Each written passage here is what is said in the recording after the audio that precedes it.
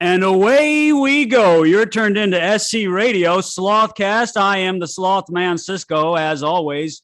With me tonight is my co-host with the most, Trevor Beverage. Mr. Beverage, how's the weather doing? It's 108 in sunny Las Vegas, Nevada. Tires are melting to the curb. Little old ladies are keeling over on the side of the street like armadillos. It's hotter than heck out there. It's Labor Day. We were supposed to get relief. We're never going to get relief. Well, you're going to need a pool or perhaps a garden hose. Stay cool and stay hydrated out there. That's my reminder is Trevor Beverage. Always stay hydrated. Stay hydrated. Drink your water. Whether it be a beer, some white wine, Bloody Mary. It's 8 p.m. Here in the city that never sleeps, NYC. Looking a little nappy right now. A balmy 75. High today was 84, low 68. And you are now tuned into Drunk on Movies, where we pick a movie that we like, pair it with the booze Mr. Beverage thinks goes well with it. We drink the booze and talk about the movie. Tonight, it's a special event, a movie close to our hearts, Once Upon a Time in Hollywood. It's a special night as well because usually we just pick a booze, but tonight we have a cocktail. And that cocktail is the character in Once Upon a Time in Hollywood, Cliff Booth's favorite beverage, the Bloody Mary. Now, Trevor, you came up with this concoction here. You want to tell us a little bit about it? Sure. Yeah, I wanted to stick as closely to the classic Bloody Mary recipe as possible. And there's sort of a list of things that should go that make the cocktail what it is. I wanted to make a couple of modifications to reflect my sort of cocktail ethos, freshness, balance, refreshing. I feel like a good Bloody Mary should be refreshing, not like a salt bomb like they're trying to do these days. So it includes what you have to make a Bloody Mary: tomato juice, vodka, Worcestershire sauce, horseradish, black pepper, celery in some form, olives, Tabasco sauce, and then the lemon and lime, usually to garnish, but I include lemon juice in the cocktail because I think it helps make it more refreshing. And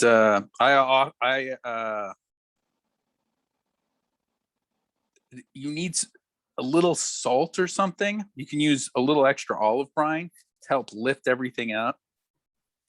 But when you do it right, it almost drink like people who are used to some of the Bloody Marys they make these days might think it's a little bland.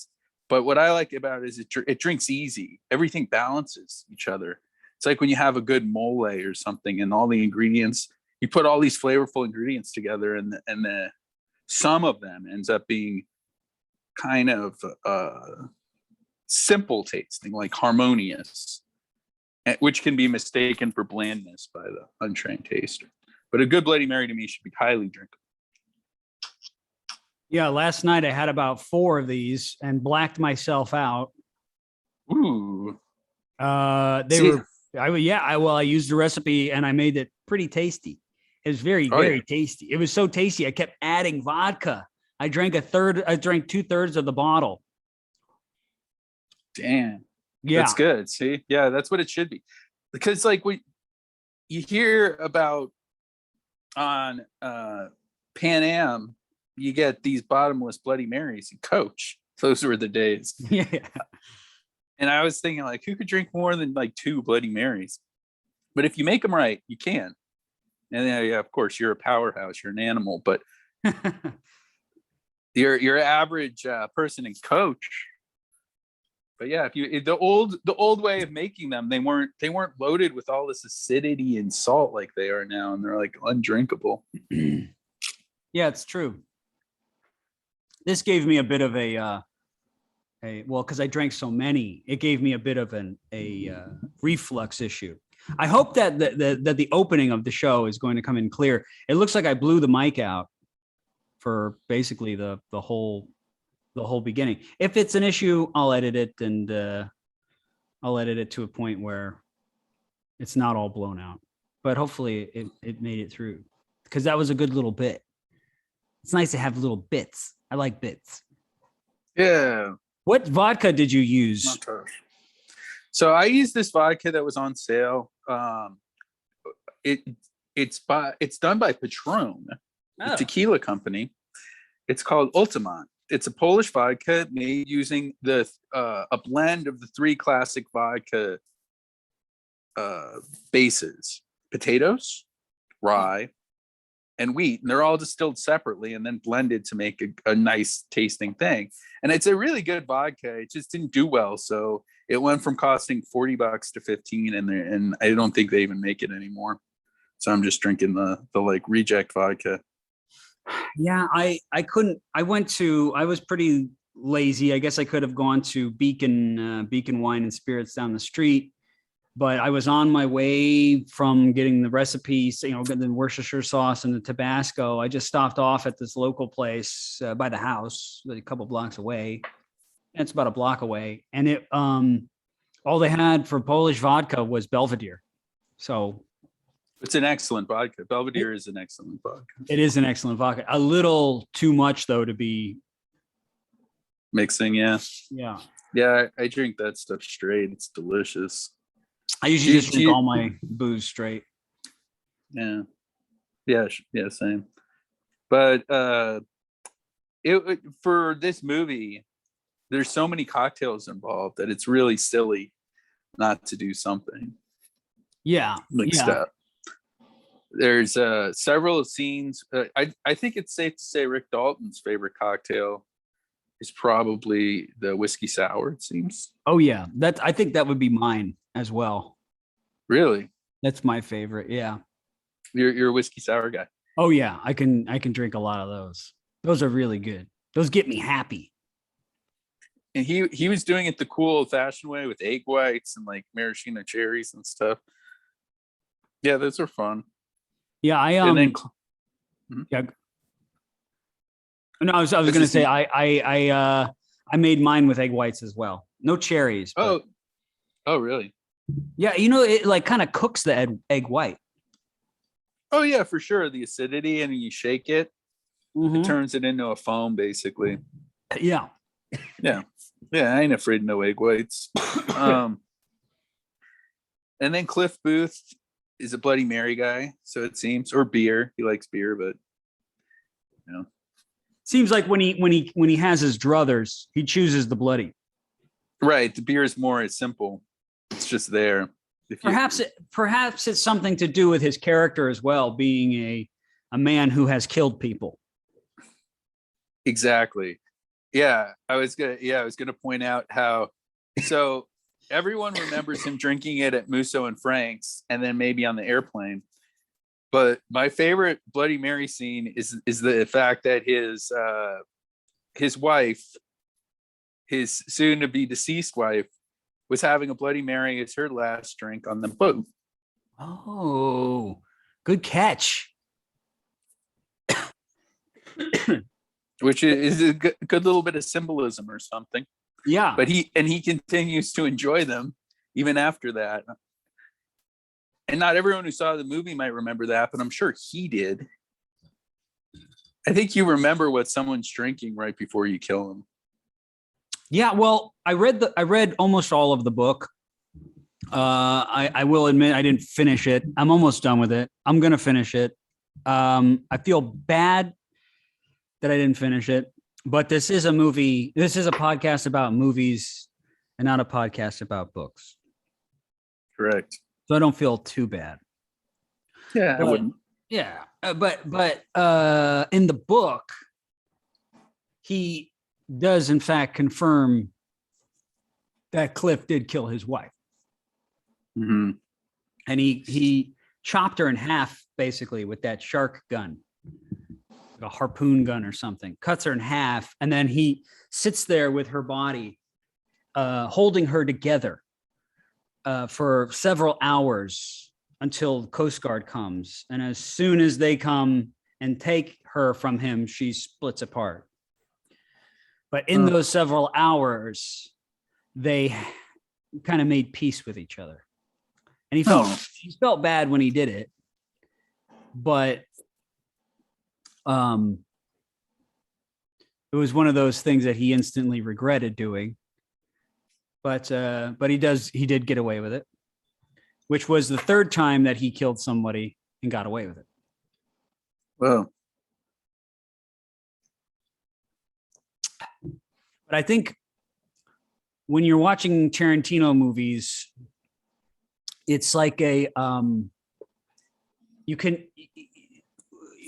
isn't a level where there isn't really a point where you can go, oh, I'm overthinking this, because more likely than not, he is sending those messages in there. He's putting references in there that you don't catch the first few times. There's just visual stuff in there, but also dialogue stuff. His book is filled with like references to his other works and stuff. So yeah. So everybody's drinking and smoking in this movie. I guess, are we done talking about the booze, or should we go? Is there anything else we could say? Let's see. What's the, do you know the history of this beverage? The Bloody Mary cocktail. So another thing I like about it is that I'd say less so the whiskey sour, but both the margarita and the Bloody Mary would have come to prominence around the time of the movie. They would have been very trendy things to drink in the late 60s. And that's not to say that they were invented then. They were invented decade before or so. But they, both kind of came.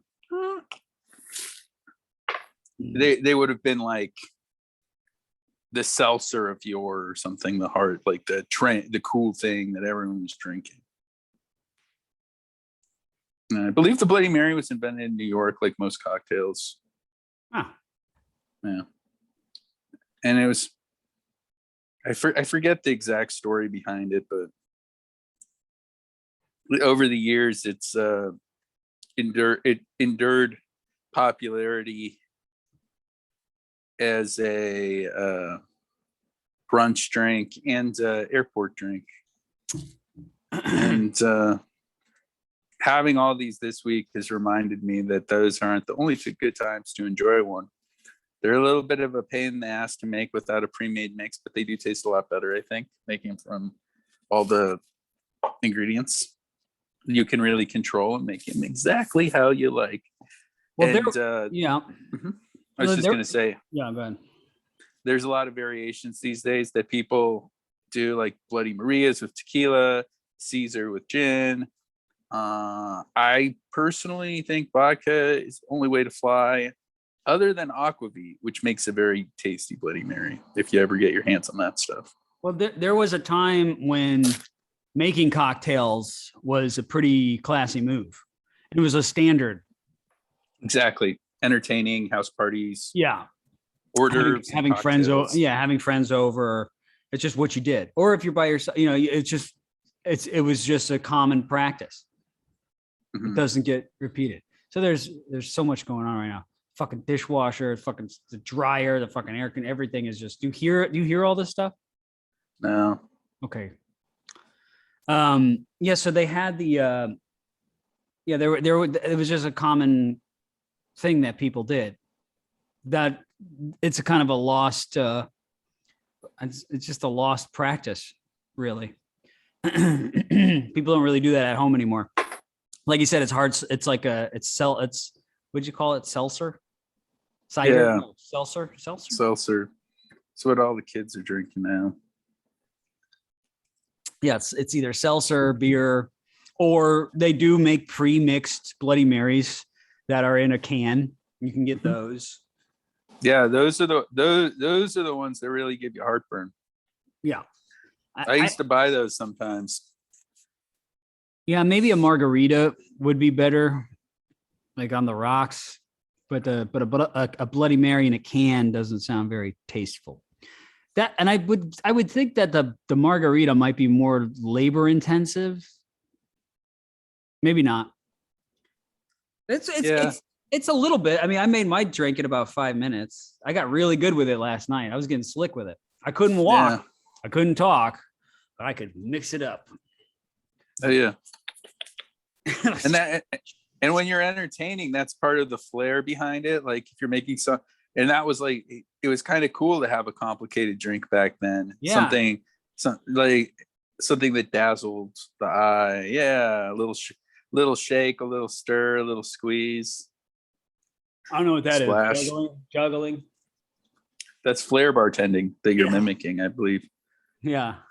Like as seen in the classic late 80s movie Cocktail, starring Tom Cruise. Cocktail.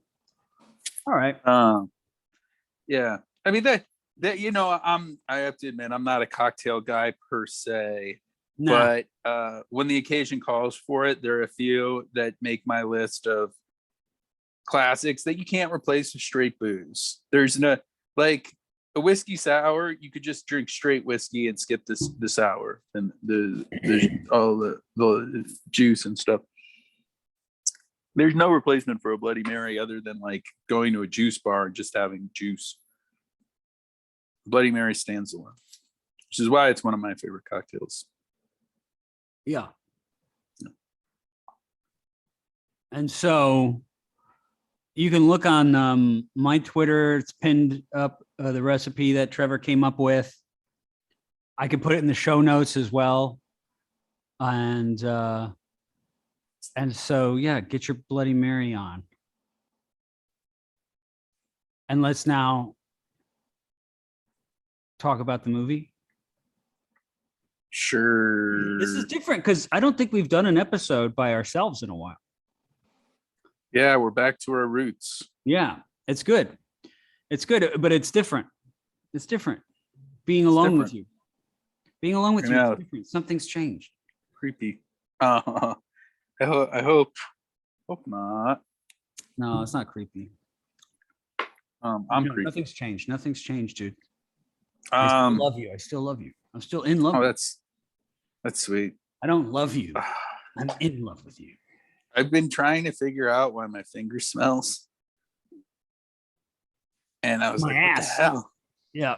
Well, I was like, "Yeah, it kind of smells like my ass." No, it smells like that chick you Your shouldn't ass? have taken home from the bar. Oh, stink finger. And I was like, "What did I touch?" And I was trying to, and I realized it was the Worcestershire sauce, which is the primary ingredient in that is anchovies. So I was like, finally, like, oh yeah, they're okay. Thank goodness. Wow. Yeah. Not a dry. Never mind. Yeah. The okay. So careful with the Worcestershire, folks. It'll give you stink finger. Yeah. Wear gloves when you prepare this. I think one of the many things I love about this movie and why it's just so right for this podcast is that this is Tarantino's drunkest film. Yeah. I think so. Like none of it. There's drinking in some of his other movies, but not this much. Rick Dalton's drinking in almost every scene. He's pretty much an alcoholic. Yeah, he is. Yeah. Cliff Booth often drinking. Al Pacino's character is drinking in pretty much every scene he's in. What Schwarz? Yeah. Gina. Yeah. Almost everyone in the movie's drunk the whole time. It's great. Yeah. Drinking and smoking. Exactly. They're chain smoking. They're always smoking cigarettes. They're always drinking. That's the way it was. Yeah, yeah. So this movie is 2019. This was right before the vid. This is right before COVID comes out. This movie was a Yeah, hit. Tarantino last guys. himself says that he doesn't think a movie like this could ever even get made anymore, or that people would go to see it in the way that they did. I think it made like 300 million or something like that. And for what this movie, what it is, I was kind of shocked when, not shocked, but I was surprised when I first saw it because I went a little stoned.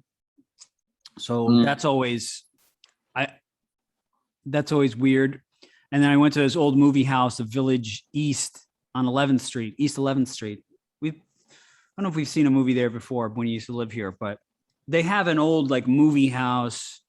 We went to see they have like an old like theater, like the Regal shit, like the not Regal I think I Cinema. know what you're talking about. It's Yeah. just like an old timey movie theater, and they showed it there, and that's where they were showing it on film. And there were kids were dressed up as the Cliff Booth character already, just from the movie poster. They're wearing the shirts, the Aloha shirt, the champion shirt tucked in, it's champion or something, and or whatever his shirt says. And um, I sat up in the middle. Yeah, it's a champion shirt. Up in the middle, and I sat right in the middle, and then back on the mezzanine. And everybody was, there's this feeling that you get. I've seen a lot of Tarantino's films when they first come out on the day of, and there is this like silent tension that people have because they don't know what to expect, and that's really rare now in a movie. And how a filmmaker can do that and not have it be like some kind of Christopher Nolan or Cape movie, like a superhero movie or something. Yeah. But instead it's like it's an adult movie. There's no young kids in there. It's just a group of adults, but everybody's like a little they're a little tense because they don't know what's coming. And but I was surprised at how with the pacing of this movie and how the movie kind of rolls out. And it actually has more of like a kind of he calls it a hangout movie, but it has that vibe of like a Big Lebowski or Big Wednesday or you think it's going to be like a Tarantino thing where it's going to just push, but this movie is kind of coasting throughout. And so I was surprised at the lack of violence and the lack of like boop, boop, boop, like explosions or what, gunfire. There's like none of that in this. Yeah.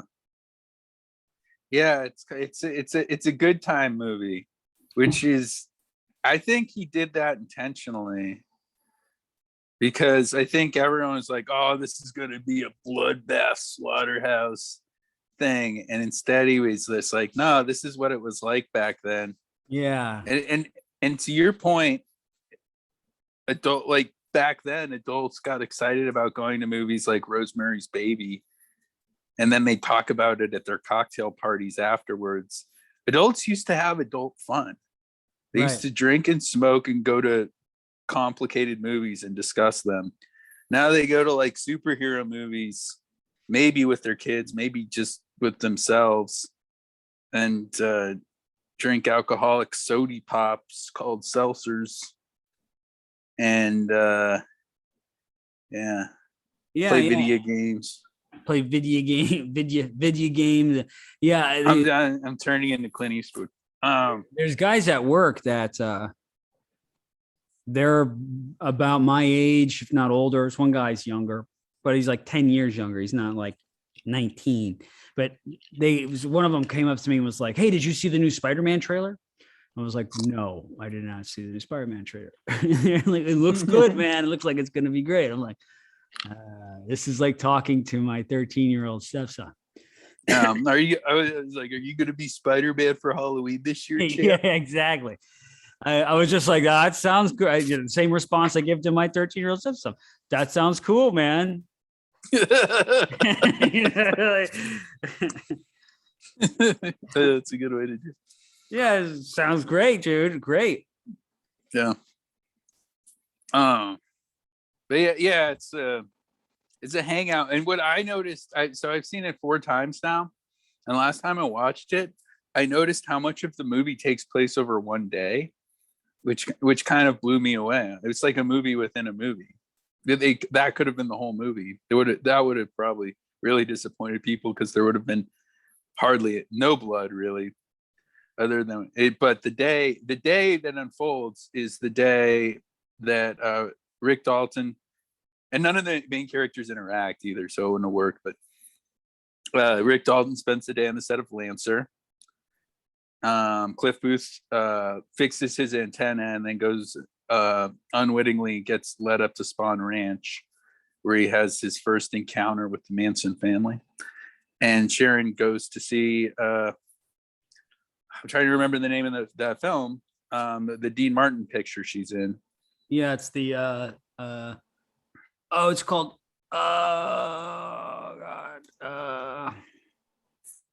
yeah, it's called what's it called? The Wrecking Crew. The Wrecking Crew. Yeah. Very good. And she's watching the trailer for the CC Rider movie with Joe Namath. Oh yeah. The lead in that. I watched that movie. Oh really? Yeah, I mean, in fact, we did the only way I found out, we did an episode on the life and times of Judge Roy Bean. The only way I found out about that movie was through watching Once Upon a Time in Hollywood, because he uses the theme song at the end to close out the movie.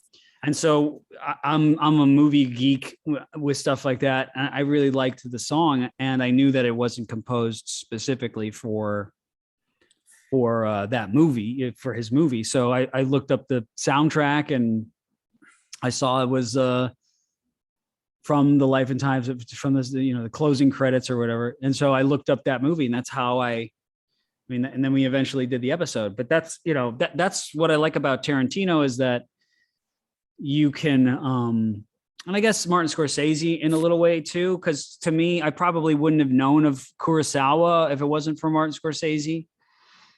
And Martin Scorsese's like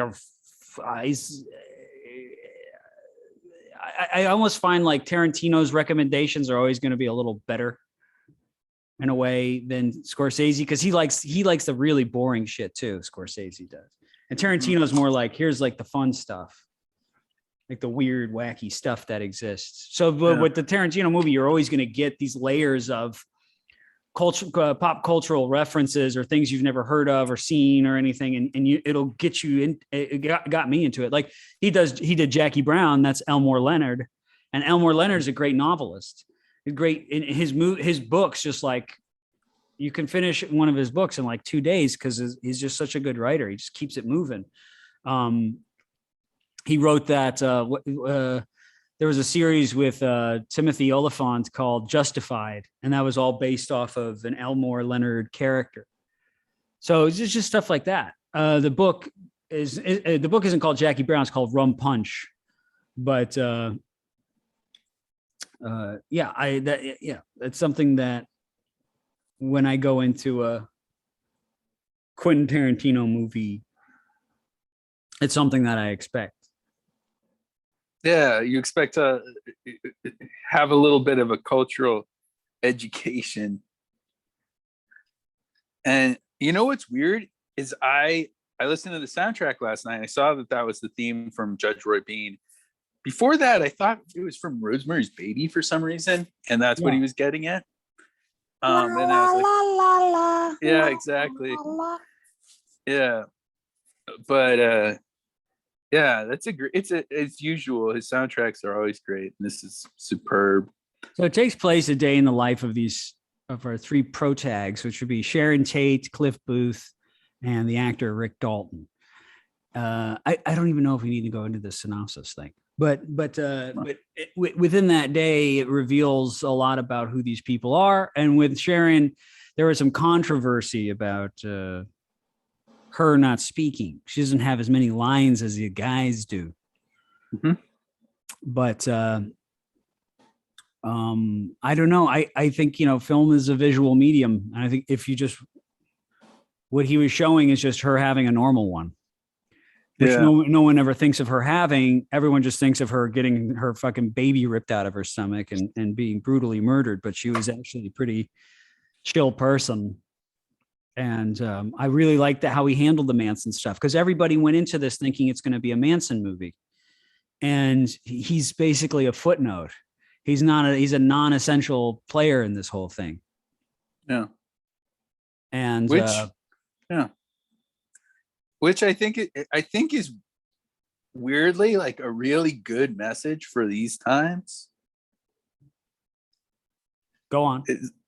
Why do we allow the worst, most violent people to become celebrities?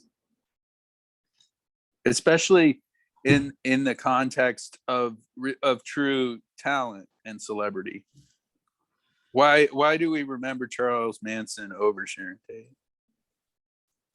Yeah. I guess it's that fear.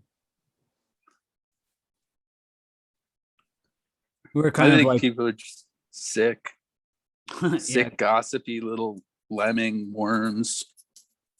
Little creepity creepers. Creepers. Yeah. That could be. That could definitely be. I really, this is kind of Brad Pitt's movie. This is what he wins the Academy Award for, and he does a great job in the movie.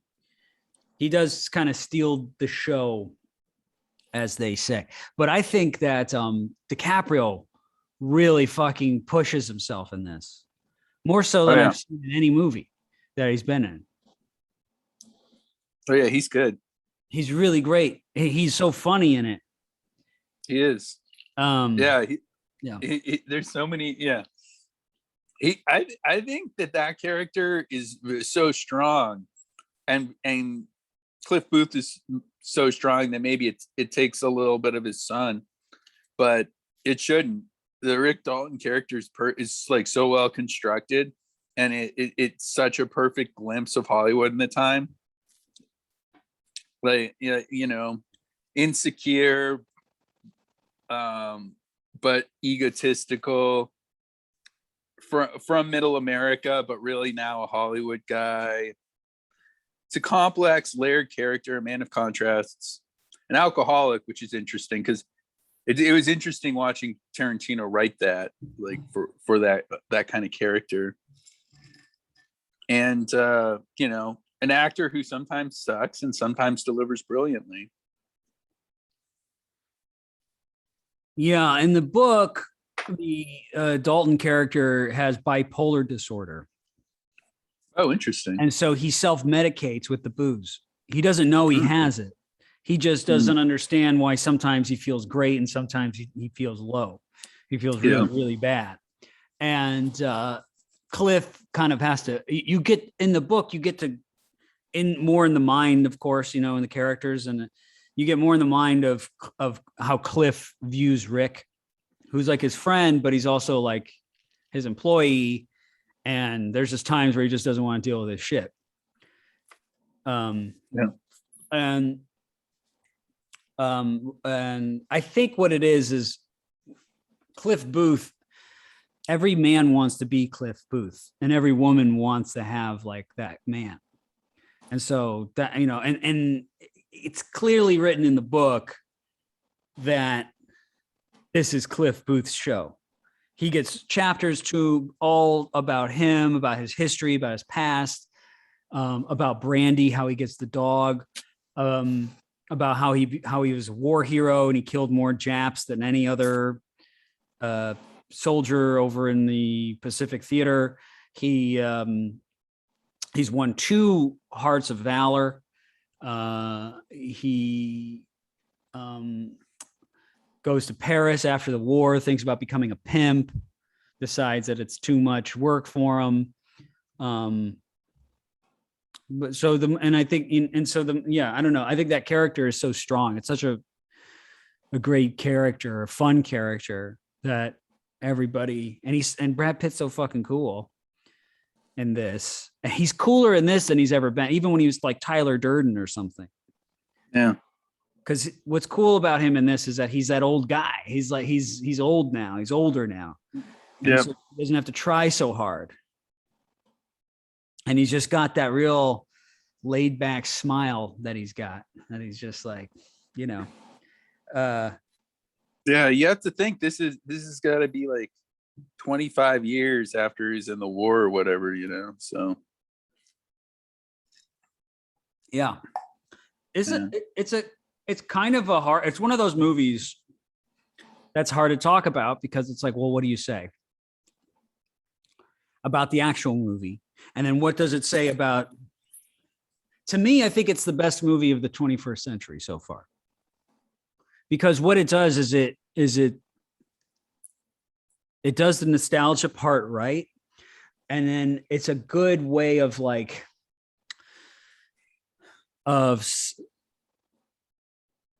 summing up a part of the 20th century that is kind of forgotten except for the bad parts, and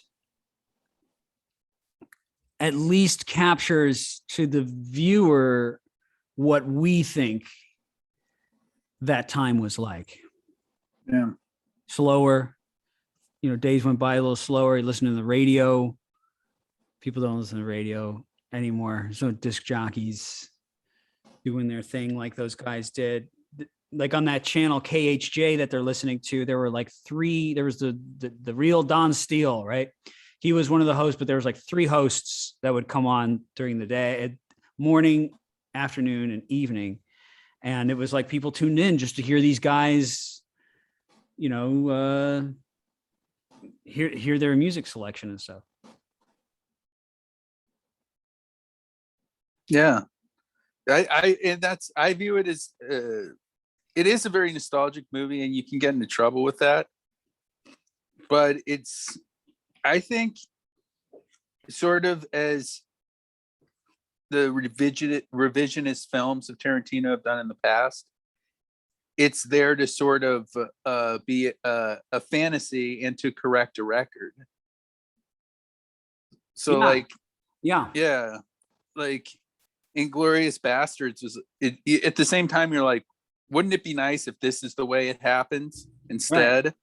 But it also helps you remember that, oh, you only think about the Nazis, you only think about the Manson family, you don't think about the people who were fighting against them, or you don't think about how happy and how wild and carefree it was in the late 60s in LA.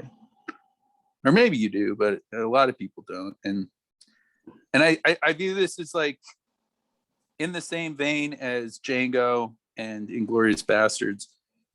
It's another one of those. And I think it's the best of the three. I like all his films, but I really love this movie. Yeah, that's all we can say about it. Yeah, I mean, there's really so much to unpack. It's a long movie, like a lot of his films. It's more of a character study, less of an action movie than a lot of other ones. Smaller ensemble, but rich characters. It's someone who obviously loves movies as much as anyone on earth, making a movie about the industry, about movies. Yeah. And I think anytime a filmmaker gets to tackle a subject that they're ecstatic about, that usually translates into a fun watch. Yeah. I like that they go what it's like to be on set, what the vibe is kind of like on set, especially with the Bruce Lee fight scene. Yeah, it's just guys standing around not doing shit, just waiting for lunch to end so they can go back, you know. But everyone's just kind of standing around, hanging out. That's basically what it is. And also the way that they shoot that scene in the bar how the camera's moving and like you've got, I don't know, just the blocking and stuff and forgetting the lines and having to shout line and watching Rick just kind of just go through it. Mm-hmm. And then when he gets all down on himself. Yeah, that was great. I love that scene. Yeah. Embarrassing yourself out there. Yeah, I forgot the lines, but I'm like, no, don't look like I knew the lines. I practiced them. Now don't look like I practiced them. So good. That's a great meltdown. Yeah. Solid. And the way that the tension is captured when he gets to Spawn Ranch, you feel like he's going to die. I thought when I was sitting there, when I first saw it in the theater, I thought, oh, they're going to fucking kill Brad Pitt. They're going to kill this guy. Because you would think with everything being built up about Cliff that they would kill him, because that would be because the Manson family did kill a lot of people and they buried them out there in the desert. A lot of bodies they never found. And that Cliff is a war hero and he's kind of a tough guy.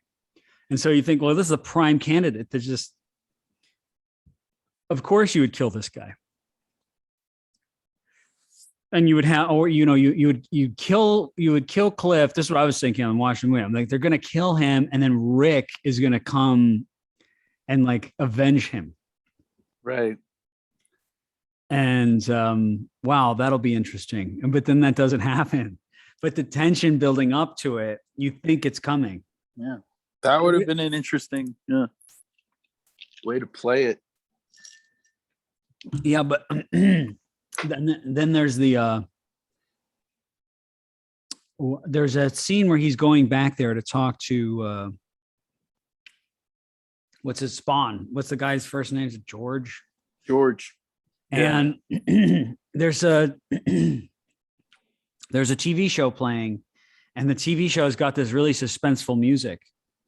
And just, I don't know, there was just this kind of click that happened for me. I was like, as he's walking back there, the TV show music is playing and you're feeling the suspense, but it's because of the music from the TV show that she's watching.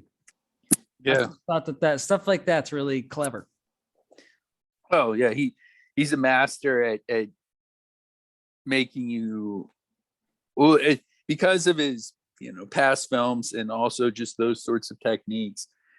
You're constantly waiting for things to go sideways. Yeah. Man, I actually, rewatching that whole scene again, like the more I think about it, the more, and like the way he reacts to it, when Pussycat is like, so do you think everything's okay? And he's like, not exactly. It's kind of true, because like at the end of the day, they basically have this blind old man held hostage up there while they're using all this stuff, and he doesn't care because he's getting blowjobs or whatever. Yeah. Squeaky. Yeah. Squeaky with her dirty feet is fucking giving him VD. Oh yeah, there's a lot of dirty feet in this. This might be the most foot-tastic of all the Tarantino pictures. Yeah, was it Margaret Qualley? See her giant, ugly fucking monster. Yeah, Pussycat. Yeah, those tugboats she walks on. Yeah, she's like scrubbing his windshield with them. Cliff's gonna have to clean that up later because that's fucking Rick's car. Yeah, exactly. This is my boss's car. Yeah, and I'd get in trouble. Yeah, her feet are so gross. Yeah, the dirty feet thing I'm not so into. You like clean feet? Yeah, I like clean little precious feet. Yeah. They're all dirty in this movie. They're all dirty. Sharon Tate's are dirty too, right? Yeah, but Rick's feet are not. I don't remember his foot. And Rick has some nice feet. You mean Leonardo DiCaprio? Yeah. Or do you think it's a stunt double? It's a stunt dude. It's some stunt feet. Stunt feet? Yeah. He's got hammer toe and shit. They couldn't even show his feet. Tarantino's like, wait, cut. Yeah, DiCaprio's got some precious looking feet, and you see them when he's in the pool, and he's like, oh, and he's like, yeah, listen. and he's doing the Snoopy song. Oh man. And that the older I get, the more that seems like paradise, just being in a pool, floating on top of it, not being in the pool because it's too cold in LA. Yeah. That's how much of a sissy I am. Being floating on top of a pool with a stein of cocktail, listening to music, that's all. It's the best thing you could do with an evening. Yeah, it is. It is. But yeah, I did notice the feet. Yeah, the feet. What's her name's got some nice feet there. Margot Robbie. Oh yeah. Seen a lot of her feet these days. She was in the movie Suicide Squad, showing her feet in that one too. She's Harley Quinn, right? Yeah. They know what they're doing when they're showing their feet. Now I know. Yeah. Now I know. It's dog whistle. Mm-hmm. We see you. We hear you. To all those dogs. And we love there. you. Yeah. Yeah. Yeah, but I wonder if the dirty feet was because that's what Tarantino likes, or if it's just like him being like in period, because everyone was walking around with dirty feet, bunch of fucking dirty feet hippies. Because he's a foot guy, he probably thinks about that. Like, well, I'm making this movie, but what did their feet look like? Yeah, he probably spent a lot of time considering it. Yeah. They do show Margot Robbie's feet when they're not dirty, when she's in bed snoring. Oh, wow. They do a little pan from her feet up to her snoring. Yeah, I mean, see, that's why it's good to have these discussions with a film guy, because I miss all this kind of stuff. The feet stuff. Yeah. Did you? And you know that Damian Lewis is playing Steve Mcqueen in that, right? Oh, yeah, I didn't realize that. No. Yeah. Does a pretty fair job of playing Steve McQueen. Yeah, I thought it was cool. It was a cool little aside. I like the way that Steve McQueen was inserted in there. Yeah. Well, he apparently he like had the hots for Sharon, and they might have hooked up. At least Polanski thought so, and Polanski didn't like Steve McQueen because anytime he came around, he would like pick up Sharon and spin her around until she went wee, and then and that got him like really jealous because he's really short and he couldn't do that to her. Yeah, you know. So yeah, and he was around those guys too. You know, he was. Yeah. Steve McQueen was like a lot weirder than people think. He was kind of a weird guy. And he was all stoned. Yeah, he was a cokehead, a pothead. He was a lot more fun than his movie roles suggest. Like, because his movie thing was like a character. Like that was. Yeah, he was like this. Yeah, sort of like tough, stoic guy. Yeah, brooding, laconic. You know, it doesn't say that much. He would take words out of the scripts and stuff. No.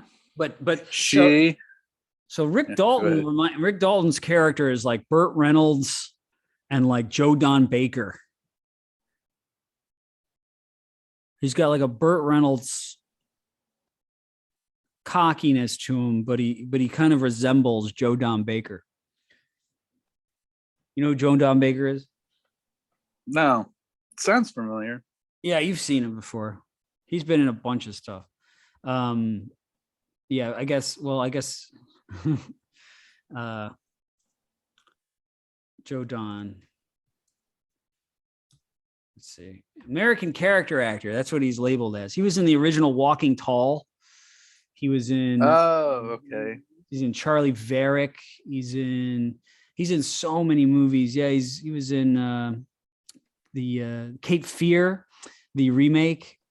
He was in Fletch. He was in Cool Hand Luke. He was also in the sequel to Magnificent Seven called The Guns of. Oh, yeah, I know this guy. Yeah, you know that guy. Yeah. And when he was younger, he kind of resembles what Rick looks like at the end of the movie with his kind of wavy hair, a little shag kind of thing he's got going on. No.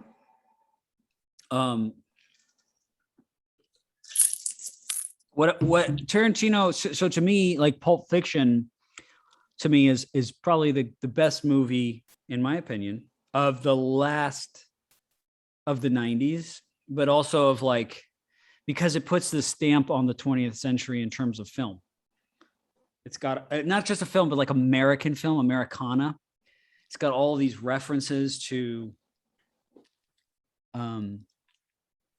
like when they go to that 50s diner and John Travolta and Bruce Willis and Harvey Keitel and the tracking shots. It's all sort of referencing like American movies in the last half of the 20th century. I don't know if that has anything to do with that.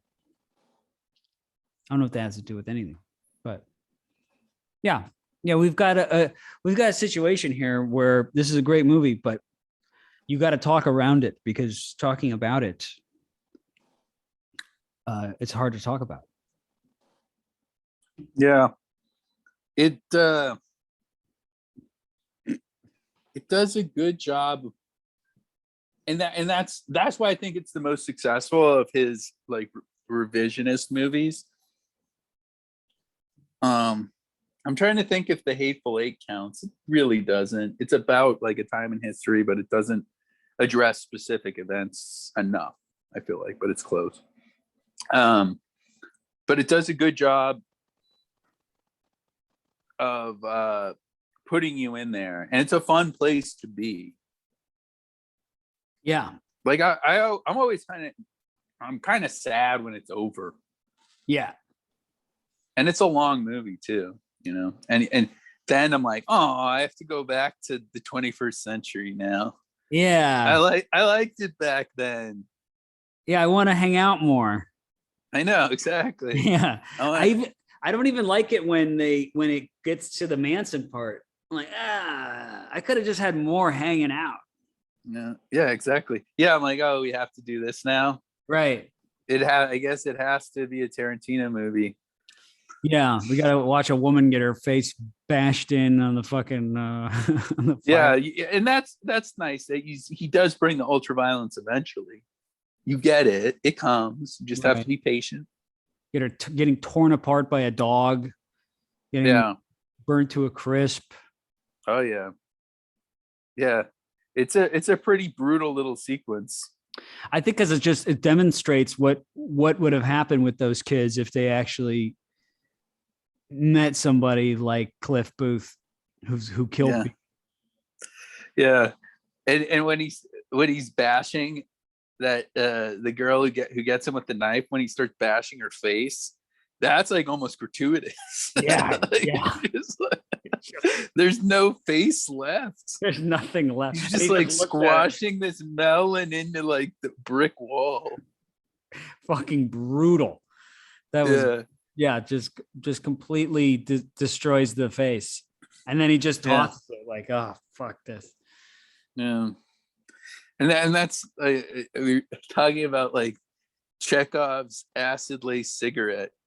Right. You see this acid lace cigarette introduced in the second act, so you know everything's going to go sideways in the third act once that's smoked.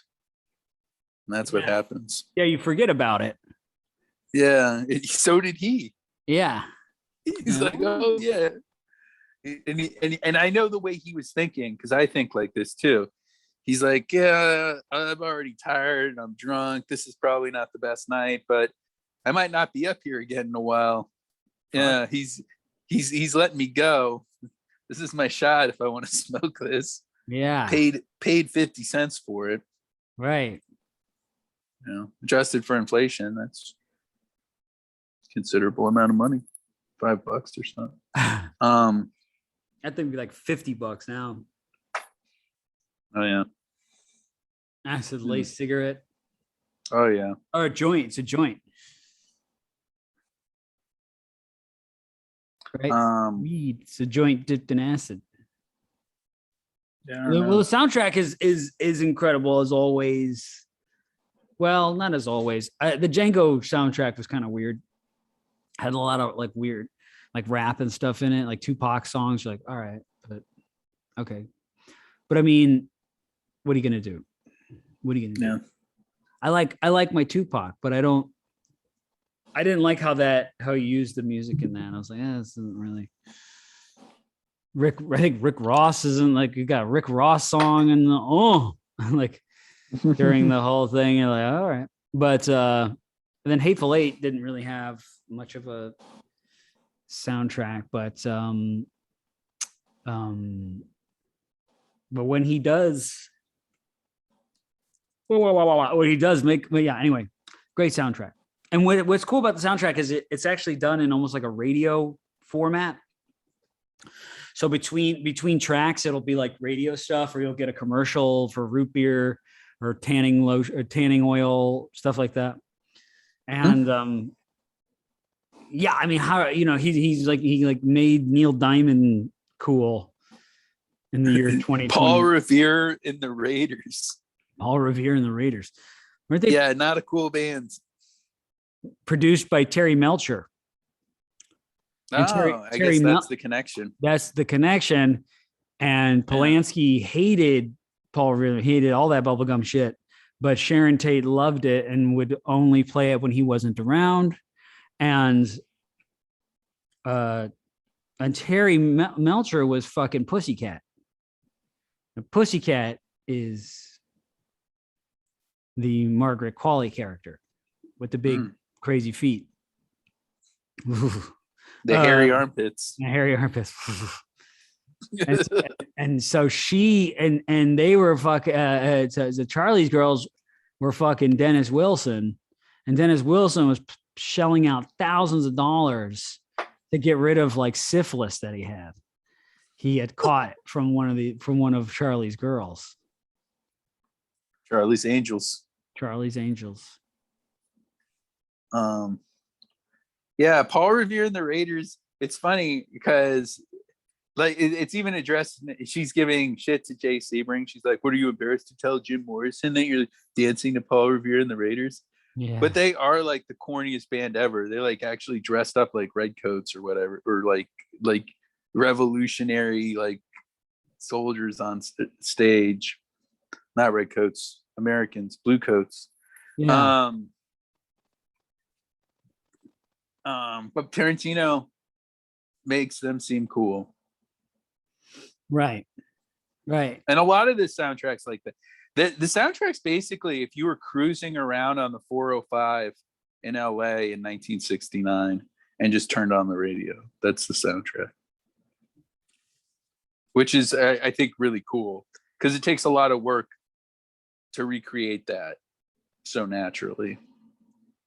You can't go back and record it and like just put whatever songs are on there. But he does a good job of constructing it.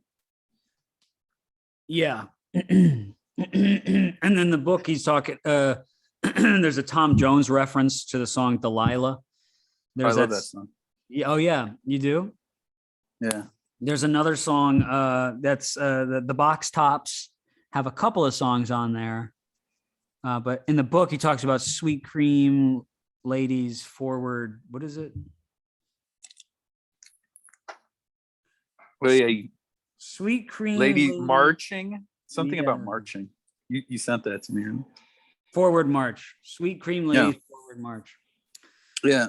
There's all those. Yeah. And yeah, to recreate what was popular and what was being played on the soundtrack's its own work of art because it's this list of songs and you can almost imagine cruising with the commercials. But then there's like a dozen plus songs that are in the movie that don't appear on the soundtrack. And then apparently more that are in the book. So it's really a rich musical landscape. Like that Rolling Stones song is really good in the movie. It really sticks out. It's not on the soundtrack. Yeah, yeah, yeah. I think. Well, I guess for me, yeah. I mean, I look at like I was saying. I think everybody kind of wants to be the Cliff Booth character. And you don't see those characters anymore, really. Of like, they're flawed, but they're just, I don't know, they're cool. Like he's got this own moral code. Like he won't fuck Pussycat because she's under 18. But also like for purely selfish reasons, like he just doesn't want to go to jail. Yeah. Well, actually, knowing that he killed a bunch of people kind of makes that line more poignant. He's like, jail hasn't got me yet, and it's not going to get me because of underage poontang. Yeah. And like, that's actually a pretty smart attitude if you've murdered 3 people. Yeah. It's like, yeah, I'm not going to get busted on tax evasion at this point. Right. I've evaded the hangman, Yeah, I'm not going to do some stupid impulsive thing and go to jail now. Yeah. The book, if you really love the movie, I would suggest reading the book. It's $7 on Amazon, or you can get the audio version, but it's more expensive for that. But it's an easy read. It's 400 pages. I should have been done with it, but last week I just didn't pick it up. It was in my bag. I just never picked it up. I was just fucking tired. So on location most days. So, but as a writer, as a sort of novelist, what's cool about the novels that are like the novels based on the movies instead of the other way around is so it's like you can kind of get more in depth into the characters. You spend more time with them. Certain scenes play out differently. He talks about like he'll go into like a decade after the movie takes place. So he's talking about Rick's career in the 70s and the movies that he's doing. And how Cliff is still with Rick at that point because he's gotten work. And that's when he gets diagnosed with bipolar disorder. Rick does. And it's stuff like that. But that's like in the first 100 pages of the book. He goes into like what happens at the end of the movie and what these characters do a decade after the movie ends. And there's expands the universe. Yeah. There's times it gets bogged down by the book. It just kind of lags where it's like talking about film history. So, I mean, I like film history. But he goes into the whole TV show that they're doing, Lancer, and how that connects back to this TV show and how this is like that. And it goes kind of on and on a little bit too much for me. The best, I feel like the best parts of the book are when they're focused on the Cliff Booth character, because he goes like really deep into this guy and his history, how he got Brandy, how he got the dog, which was his second time getting away with murder. The first time he gets away with murder, he kills these 2 mob guys at a pizza parlor in Ohio, Cincinnati, while he's on a date with a girl he used to go to school with. And he shoots them point blank in the head. And because he's a 2-time Medal of Valor winner, and this is shortly after the war, the cops just let him get away with it. Whoa. And then Brandy, when Rick was doing bounty law and he was doing the 14/5 of McCluskey, Cliff was coming into a lot of money. He was just getting a lot of money, and he lent about $3,000 to this other stuntman who was one, kind of like him, but a little bit more seedy. But the guy calls him up and says, "Hey, I know I owe you all this money. I don't have the money, but I have this dog, and she's like the best fighting dog I've ever seen." And so he and Cliff start fighting Brandy, and she gets in, and she's a great fighting dog, and she wins them thousands of dollars. But she gets in one fight that was pretty brutal, and he wants to the other guy wants to put her in another fight, and Cliff says no, that's it, she's done, and then they fight out front of his Airstream, and he kills him, and he buries him out in the desert there. So that's the second time he gets a killing, and the third time is when he killed his wife. Yeah. I mean, those are all murders that you kind of, and that's the thing about Cliff Booth is it would be easy to read that guy as like a bad guy. Obviously, other characters in that universe do, or a loser. I mean, he's broke. He lives in an Airstream behind a drive-in movie theater and eats Kraft macaroni and cheese for dinner. Doesn't really have any he's not going anywhere. He's kind of relies on Rick Dalton for, like, if that were to dry up, you wonder what the hell he'd do. Yeah, and he wonders what the hell he's going to do. Exactly. But yeah, I feel like pretty much at least every man over 30, because those are the only opinions I take seriously, it views him as a heroic figure. So yeah, certainly about film. Also views his lifestyle as something to be sought after. Yeah, exactly. Like, oh, I could get a dog like that. I could live in an Airstream. Yeah, that would be sweet. Yeah, it like flies and like old TV guides everywhere. Yeah. That's like that's like the goal for me. Yeah, it doesn't sound bad. Yeah, it's not bad. Yeah, he definitely taps into something. And so I haven't read the book, but at the end, I like when they're kind of like when Cliff's going off in the ambulance and they're kind of parting ways. I took that whole scene to mean it's like, oh yeah, they're gonna stay together. This is like bonded them even more. Like how after something like that, how could you be like, okay, bye, have a nice life, buddy? Yeah, I mean, he saved his life essentially. Yeah, because they were going there to kill Rick. Yeah, and he took out 3 of them, right? Or what? There were only 3.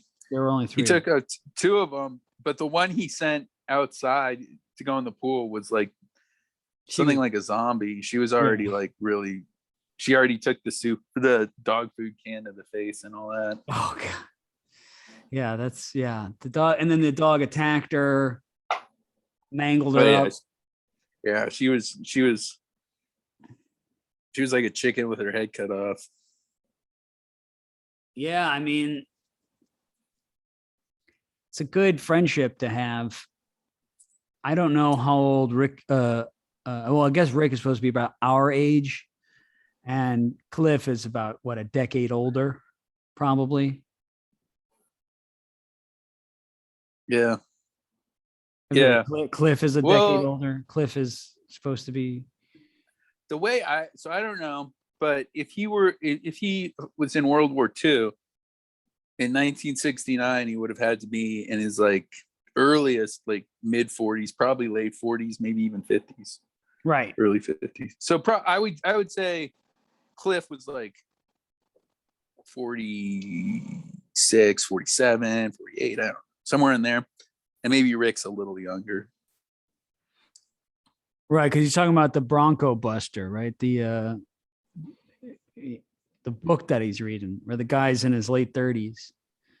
Oh yeah. Oh, I see what you're saying, and he relates it to him being not as good as he used to be. Right. Pumpkin puss. Pumpkin puss. I don't like names like Pumpkin Puss, Yeah. but I can see you're upset. We'll talk about it another time.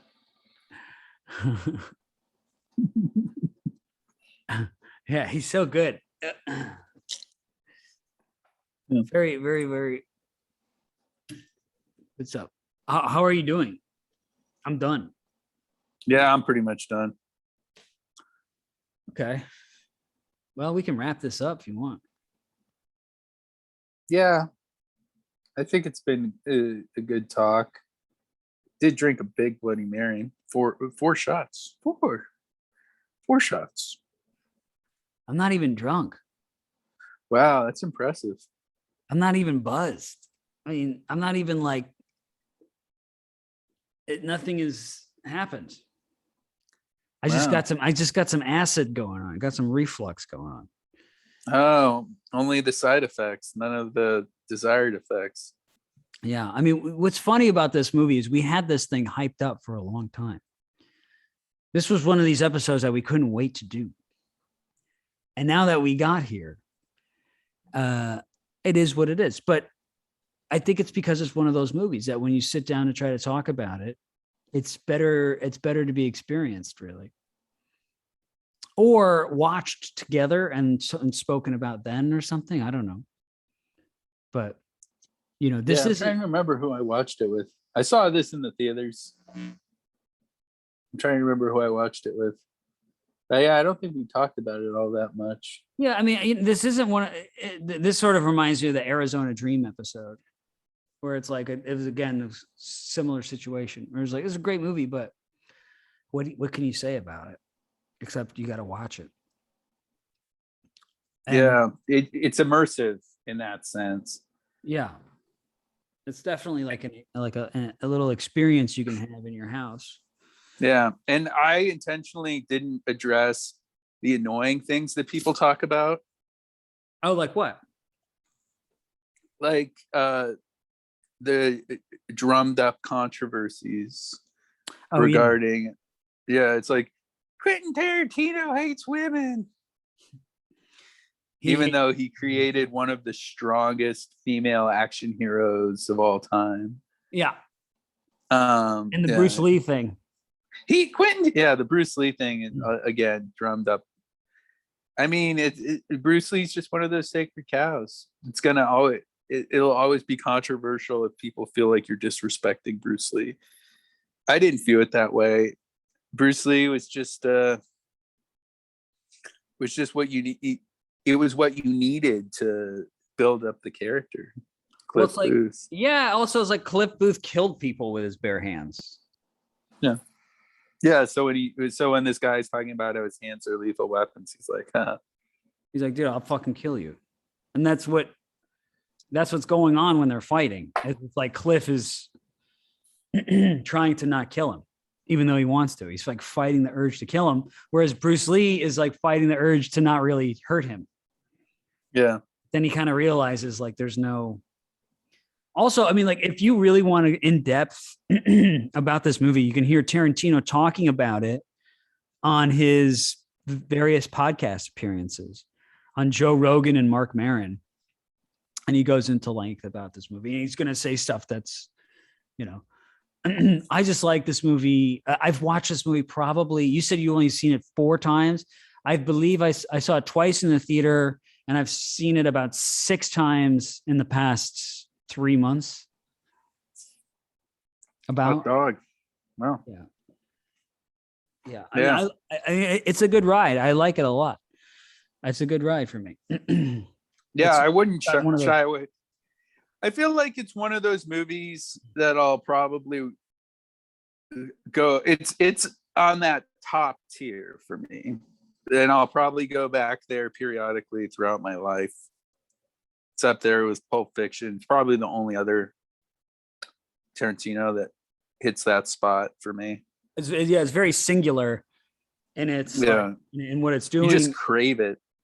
Yeah, and he's the only guy who could make it. Yeah. Well, it's many things. It's a touching tribute to one of the greatest periods of American entertainment, period. It's very much an LA movie made by someone who actually knows what they're talking about. And so you get if you've spent time in LA, you can get a lot of pleasure from that too. It is a great, I think, best of all, the reason why I'll keep coming back to it is it's a fantastic drinking movie. There's a sort of a rich undercurrent of drinking culture in it that makes it like any good drinking movie, makes it kind of funny and relatable as a drinker. I only wish I smoked cigarettes. I get that much more out of it. Yeah, the Juul is fine. That does it. Yeah. Cigarettes. What about when they hit the lighter? That's oh well, it kind of makes the combustion. Makes like a pop crackling sound. Oh, that probably helps. Yeah, look, I mean, smoking is it's a lot of work. Have you smoked a cigarette recently? No, I probably won't ever again. Yeah, it's an intense experience. Yeah, like, you're like, whoa, there's smoke everywhere, and like yeah, exactly. And the taste is not how it used to taste. It used to taste like French fries. But now it just tastes like a cigarette. I'm like, all right, you know, and you can feel like, you know, you feel it. This isn't so much, at least with a cigarette, you know, you have one, you got to go outside mostly, right? Well, but with the Juul, you'll just keep fucking smoking these things until you get emphysema or something. Because there's no, you can't tell when you've had enough.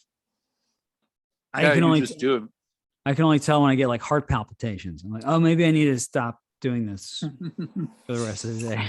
Like, there's not an equivalent, like one like pack of juice or whatever. It's like a pack of cigarettes. I think it might be something like that, but it can't be, because I think there's enough nicotine in here for a pack of cigarettes, but I'll go through one of these a day. Yes, so, you go through a thing of juice a day? Yeah. So that's like a pack, probably. Yeah. A pack a day. Pack a day jeweler. Yeah, I hide that shit. When I'm walking down the street, I just hide it. Why do people judge you? Probably. I judge me. If I see myself in the mirror, I'm like, this looks so fucking stupid. And I see other people do it, I'm like, this is so stupid. Yeah, they call them douche flutes. Douche flutes. This is a good name. That's exactly what they are. Yeah. Douche flutes. Well, if you like the movie Once Upon a Time in Hollywood, you'll definitely like this beverage that Mr. Beverage concocted. By whatever Polish vodka you can, because you picked Polish vodka because of Roman Polanski, right? Yeah. Yeah, because of Polanski and because it's the best. Polish vodka to me is the highest quality generally. Okay. So yeah, make this Bloody Mary. Check out the movie, and if you really love the movie, I would recommend you read the book. You know, if you feel like it, take the plunge. It's a good summer read. It's a pretty quick read. I don't know. The Cliff Booth stuff is so well written that I'm wondering, I know he's got some more books coming out. I'm wondering if they'll be, judging by this isn't exactly a first novel attempt. I wouldn't count it because it's based off of his movie.